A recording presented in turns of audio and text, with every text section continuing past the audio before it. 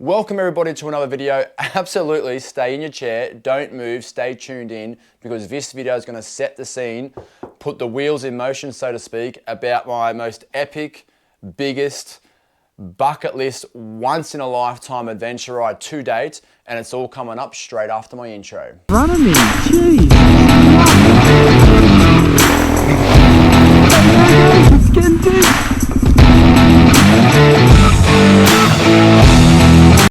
Well, like you just heard, I've got one epic adventure ride coming my way. But before we get into all the information, like usual, I mean, what I would say is the world's crappiest, smallest man cave. I've got the wife's dryer always threatening to fall on the motorbike or fall on my head. I've had to put the camera hat on backwards because if I have it forwards, you can't see my face. And if I have it off, well, no one needs to see this shiny head in the camera the whole time. So I'll just put this on like this, and we'll get straight into it. I want to do this video in 3 segments, and there's a good reason for that. Segment number 1 though, where am I going? What's the trip look like? No doubt the thumbnail's already given that away, but the locations, the days, am I going solo, am I not going solo? Segment number 2, as you can see all these items here, it's not brand placement. These are just all the things that I've bought and need to go on this bike to make it worthy of such a trip. And then we've got segment number 3, and that's what triggered me to make this video actually. And it's all about the logistics of such a trip, about transporting a bloody bike to another location, and what a nightmare that was. And I think this video will be pretty handy for people like me that are just struggling to not have to pay $10,000 to achieve such a thing. But we'll get to that a bit later. So let's get into segment number 1. So the major expedition going down with myself and my trusty workhorse Sally are going on is finally Cape York, the tip of Australia. We're going there. We're going to try and go there. But before I get into the route and why this trip's going to be so epic, is I'm not actually going solo for once. I've teamed up with Josh JB, another humble dude with a very humble YouTube channel, just giving out kick-ass Australian content. How we met was on social media. I've never met him in person. He's never met me in person. We just both had the same idea about the ride. We both didn't really want to do this particular ride solo. So we're just going to give it a shot. Hopefully unicorns fly from the sky and we can just have an awesome ride and hit it off like, you know, like a house on fire. But the route is what makes this trip so epic. We've got around 4,500 to 5,500 kilometers of riding to do. But from Cairns, we're going to go the Creb track, through to Starkey, Old Telly track, all the way to the tip, explore as much of the actual tip as we can. Then we're going to come back down south. I don't think we'll be able to achieve it, but we're going to try and do the Frenchman's track as well. If not, we'll probably just beeline all the way down to a town called Laura. And this is where the trip changes. We're going to try and hug the west side of the Great Dividing Range.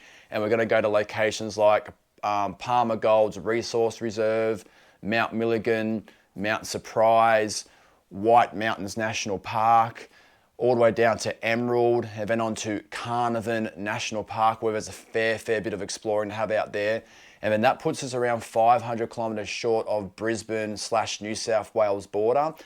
Providing we're travelling well and time's going good. From Carnarvon National Park, we will then go from state forest to state forest all the way down to the New South Wales border. If we are running out of time, we want to explore that sort of national park more, we'll just beeline it home and that will be the trip. The only other problem with this trip, obviously the Cape York section we know is all doable, providing the rivers are not too high, but we know the tracks are open. But from south of Laura, I've relied on a trusty 10-year-old paperback old school Heamer Atlas that my dad left me. I think I've selected the best off-road route that we can possibly do to keep us off the tarmac. But you never know if the roads are public access, if they've got a fence up, are they private, are they doable? But that's where the adventure kicks in as well, because the unknown is what makes you want to go out there and give these rides a crack. So as you can see, it's going to be absolutely epic. We're super pumped, and that is going to be the route we're going to try and stick to, and we'll just see how we go, as simple as that. All right, segment number 2, getting this bike ready for such a trip. Now this is heavily dependent on what the life of your bike is, what's worn out, what's not worn out, how many kilometers it's done. Obviously that's all pretty obvious. But in terms of the mechanical side of things and servicing, I made a video, which is in the description below as well, of an adventure bike build for a DRZ400E. All of that in the terms of the servicing will be done on this bike, but this video is more about what I need to put on this bike. So check that out if you want to know what to do for peace of mind that your bike's in the best possible condition. But let's get straight into it. So for me, a wind visor. The reason why I'm bringing this and the main reason is All my electrics are up here, but when I'm charging, water actually splashes all over it. And because I'm doing so many river crossings, this I know in the past has worked well, where it just buffers the water either side and keeps my electrics far more dry. So I will be bringing that. And if it gets in my way, I can always take it off, no dramas at all. Clearly the next item is a safari tank. This is just the 20 litre version or 17 litre version, whichever way you look at it. That's got to go on the bike, so I've got fuel range, because as it is now, it's not going to get me to where I need to go. The next item is a comfort seat. I mean, 5,500 kilometres, potentially half of that sitting down. It's got to have a sore bum, so the comfort seat will be coming. Down here, my bike does need a new rear tyre, so I'll be running 2 brand new Dunlop 606s. This particular tyre is a 130/90. I actually like a wider tyre. I feel like it disperses the rear end a bit better with all the bags on the back, and I already have a brand new 606 on the front. The next item that I possibly will be dropping into the bike is actually a brand new clutch, plates, spacers and springs. The reason being is I'm going to be in an area which I've never ridden in such heat, humidity, day in, day out with the bike fully loaded up. And my bike's getting pretty old now, and the clutch is going, it's still working, but I just feel like a brand new clutch is going to be much better than worrying about the old one in there, and if it's going to be slipping on me working so hard. As a result, I'll be putting a new clutch gasket on there. The next thing I'll be replacing on the bike is, for me, a fresh set of front brake pads. The rear pads are fine, but whilst I'm doing that, I'll also be bleeding my front and rear brake lines. On my bike, my drivetrain is absolutely trash. I've been trying to wear it down as much as I could before I replaced anything. So I have got myself an X-ring chain, so that's a pretty good quality one. And I am doing front and rear sprockets. For me, it's going to be a 1544. I actually tried to get a 1545 for once, but everyone was sold out of 45s for some reason. So this will be very handy traveling south of Laura. But in the actual tip, I didn't want a 1544, but it is what it is. That's what I'll be doing. Obviously, because I'm doing such a big trip, I'm going to be dropping in fresh oil filter. I actually bought a little O-ring kit for the oil filter as well. Normally, I don't really replace these, but it's the first time. And then most importantly for me as well is the coolant in here I've only ever done once. It's probably about 4 years old.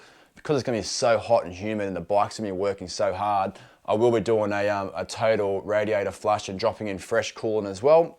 And then the last thing for this bike to be ready, which you'll see at the end of this video, is a trusty rack. So for me, that's just my rack that I've had forever. I've put some modifications on it, so that'll be going back on to obviously carry my bags.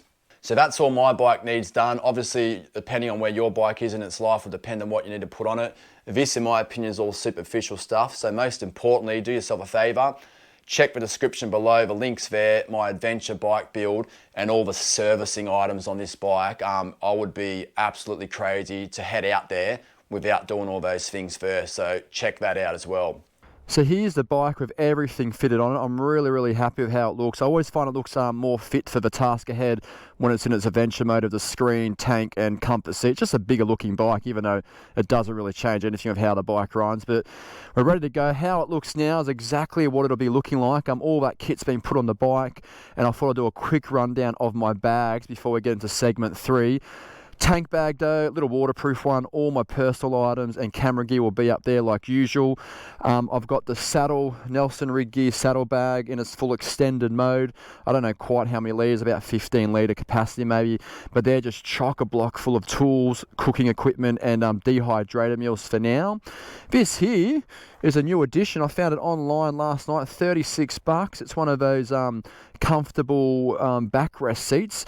So I'm just going to test that sitting here. It seems to be pretty secure, so I'm pretty happy with that. Up here, purely only clothes, so that's going to be nice and light.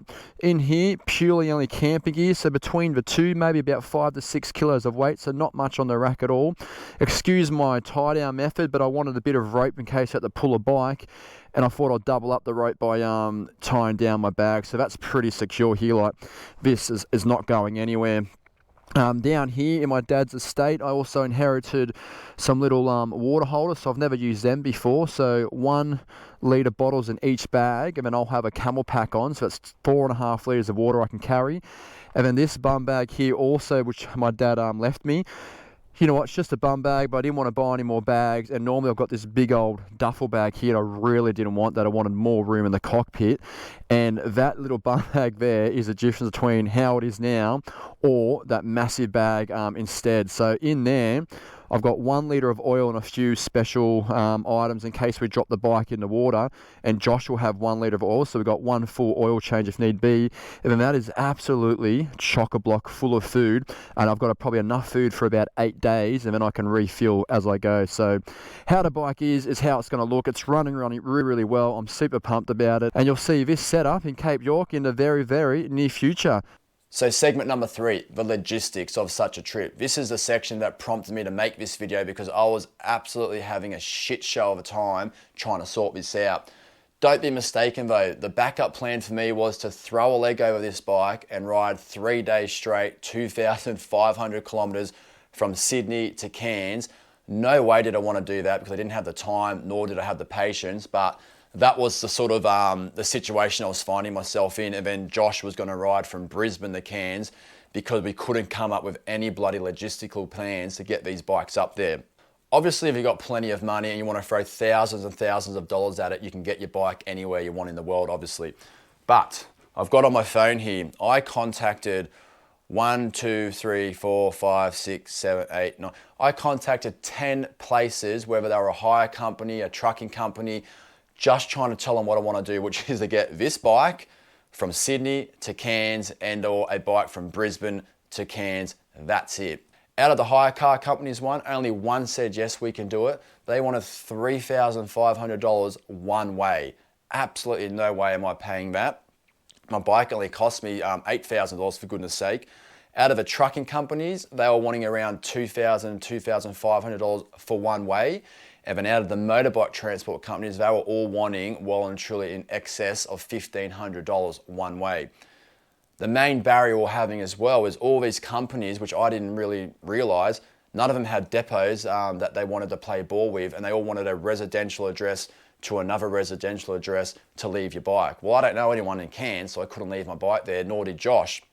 So that was a major, major problem because nobody could help us effectively, and we were just sort of stuck with, how do we get our bikes up there? Like, it shouldn't be this hard.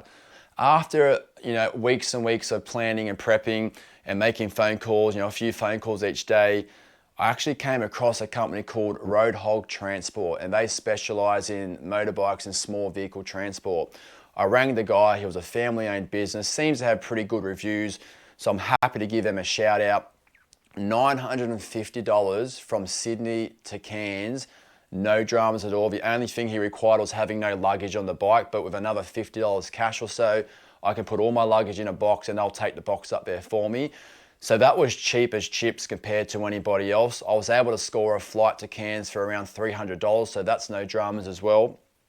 But still the problem of where are you going to drop your bike off when you get there. Now, to the credit of the owner of that company, he also said, look, if you can't figure anything out, I will help you and I'll figure something out for you, but I'd much rather you do it yourself because then obviously the pressure's off him if something goes wrong.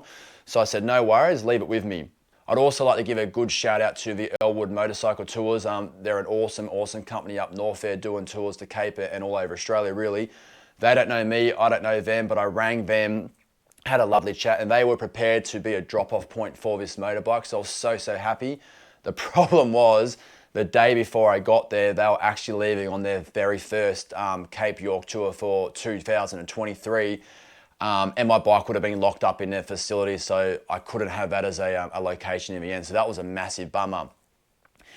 Anyway, somehow, I don't know if someone was looking down on me or whatnot, but I was chatting to one of my friends, so thank you so much to that person. He knows who he is. He actually works for Jack's Tyre and Auto, and he knew the manager at the Cairns store. So I made a few phone calls, he made a few phone calls, and thank you so much, Jack's Tyre and Auto, even though they don't fit motorbike tyres, for receiving mine and Josh's motorbike. The manager there, Michael, absolute legend. He doesn't know me from a bar of soap, but he was happy enough to receive 2 motorbikes and hold on to them for a couple of days for us to then fly up to Cairns, get a taxi to the Tyre and Auto store there, and start our trip. So I must give a massive shout out to the team up there. Without that, this trip would not be looking like what it looks like. But don't go all sending your bikes up to Jack's Tyre and Autos in Cairns. It was more because Michael, the manager there, knew my mate, just doing a typical Aussie thing, helping somebody out. And I cannot be more appreciative. And whilst I'm filming this video, I haven't even met the bloke yet. So I will be buying him a slab of beer because that's the Aussie thing to do. I really, really hope it all works out. And when I get there, the bikes are good to go. But please like, comment, and subscribe because there's going to be one epic video series about Cape York coming your way. But then not only that, I'm also going to do a Central Queensland series where we make our way all the way down south and bring some awesome countryside to you as the viewers. So thanks for watching, stay tuned, and I'll catch you in Cape York.